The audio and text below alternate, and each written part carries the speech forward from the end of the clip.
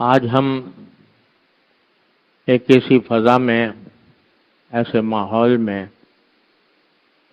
جمعہ پڑھ رہے ہیں جب آپ سب حضرات کو معلوم ہے کہ فلسطین میں ایک بہت ہی شدید معرکہ برپا ہے۔ فلسطین کی زمین اصل میں وہاں کے اصل باشندوں کی ہے، جو سب عرب تھے، اور ایک خاص منصوبے کے تحت وہاں پر اطراف عالم سے، مختلف ملکوں سے یہودیوں کو لا کر بسایا گیا، اور جہاں تک یہودیوں کا تعلق ہے، وہ اگر ایک اسلامی ریاست میں بھی موجود ہیں تو ایک غیر مسلم شہری کے طور پر اسلام نے ان کے حقوق تسلیم کیا۔ یعنی اسلامی ریاست میں غیر مسلموں کو بھی وہی شہری حقوق حاصل ہیں جو مسلمانوں کو ہوتے ہیں، چاہے وہ بت پرست ہوں، چاہے وہ عیسائی ہوں، چاہے یہودی ہوں، یا بدھ مت کے ماننے والے ہوں۔ اللہ تبارک و تعالی نے اسلامی ریاست کو یہ حکم دیا ہے کہ اگر وہ امن کے ساتھ اور معاہدے کی پابندی کرتے ہوئے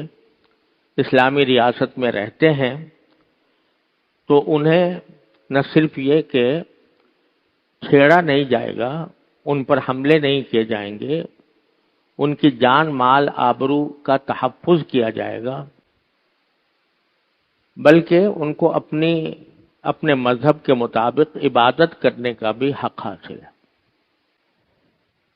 رسول کریم سرور دو عالم صلی اللہ علیہ وسلم نے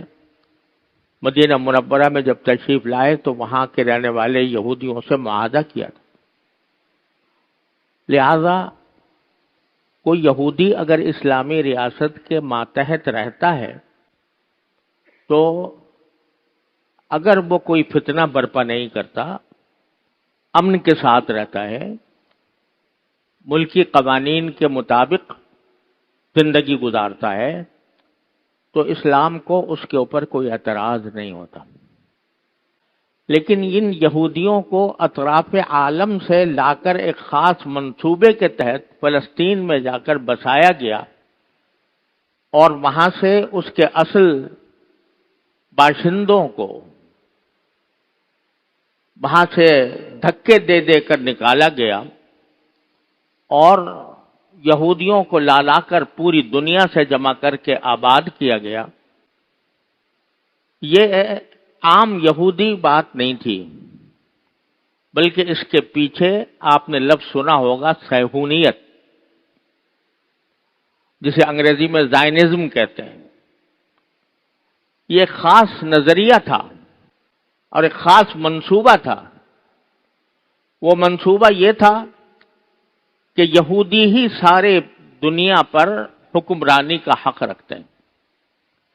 اور یہودیوں کی ایک ریاست اس جگہ قائم ہونی چاہیے جہاں پر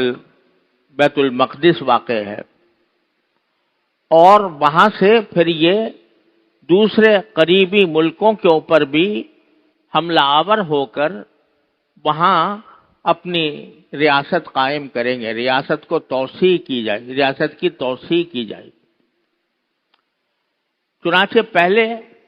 انہوں نے وہاں پر کچھ زمینیں خریدنی شروع کی، اور اس غرض سے خریدی کہ تاکہ یہاں پر یہودیوں کو لا کر آباد کیا جائے۔ یہودی اگر کوئی زمین عام ہمارے ملک میں بھی اگر کوئی خریدنا چاہے تو ہمیں کوئی اسلامی طور پر شرعی طور پر کوئی رکاوٹ نہیں ہے، لیکن جس منصوبے کے تحت وہاں پر زمینیں خریدی جا رہی تھی وہ منصوبہ یہ تھا کہ ساری دنیا سے یہودیوں کو اکٹھا کر کے یہاں پر جمع کیا جائے اور اسرائیل کی ریاست قائم کی جائے اور اسرائیل کو پھر قریبی ملکوں تک پھیلایا جائے، جس کو گریٹر اسرائیل کا نام دیا جاتا ہے۔ ان کے منصوبوں میں گریٹر اسرائیل کا نام دیا جاتا ہے۔ اس میں یہ بھی شامل ہے، اب بھی شامل ہے اس گریٹر اسرائیل کے منصوبے میں کہ وہ اپنی حدود کو بڑھاتے بڑھاتے مدینہ منورہ تک لے جائیں گے، الیاذ باللہ۔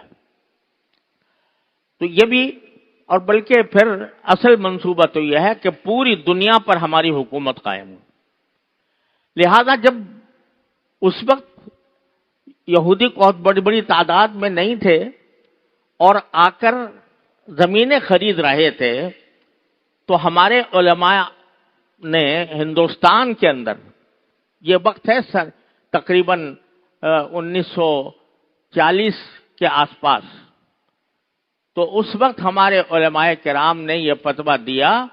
کہ یہودیوں کے ہاتھ زمین فروخت کرنا ناجائز ہے۔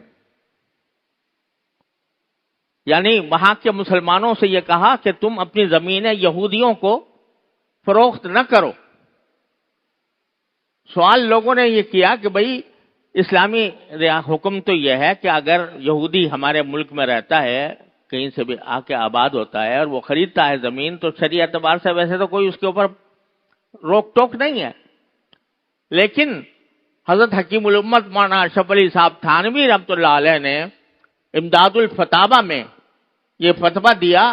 کہ اس ماحول میں جس منصوبے کے تحت لا کر ان کو بسایا جا رہا ہے، وہاں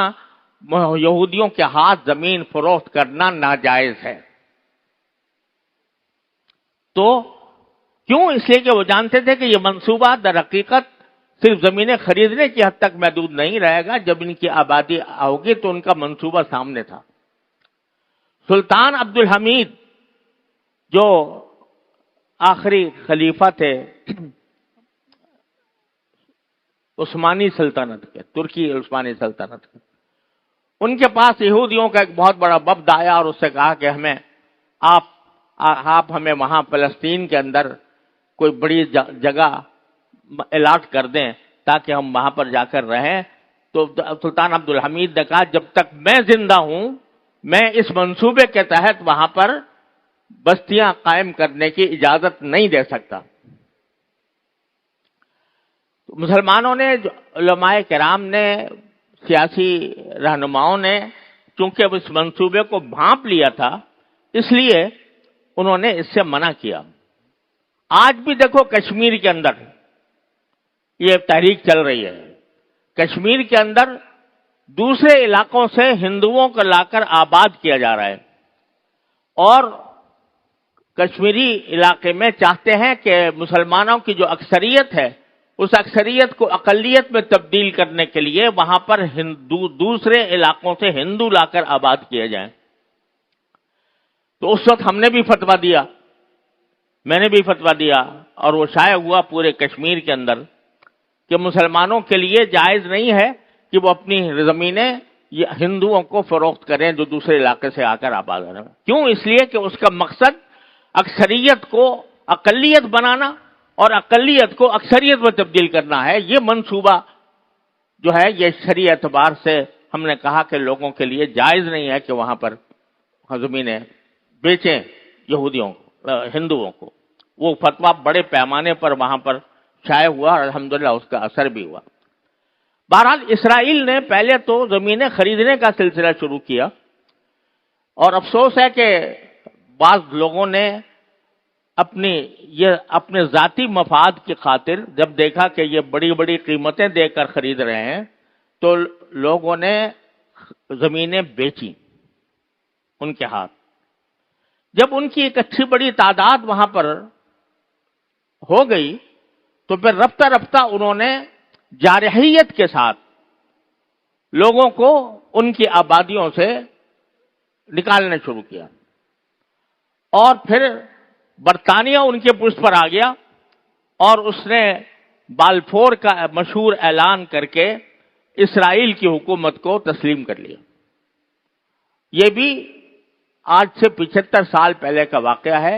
اور اسی وقت جب پاکستان قائم ہو رہا تھا اسی سال اسرائیل کا بھی قیام عمل میں آ رہا تھا۔ اور جب پاکستان کے بانی قائد اعظم محمد علی جناح سے پوچھا گیا اسرائیل کے بارے میں تو انہوں نے یہ کہا کہ یہ مغربی طاقتوں کا حرام بچہ ہے، یعنی ناجائز بچہ ہے۔ اور ان کی سوانح حیات میں ان کی بہن نے یہ لکھا ہے کہ جس وقت قائد اعظم آخری سانس تھے ان کے، تو 3 کلمے ان کی زبان پر تھے، ایک کشمیر، دوسرے مہاجرین، تیسرے فلسطین، اور اس کے بعد لا الہ الا اللہ پڑھ کر ان کا خاتمہ ہوا۔ تو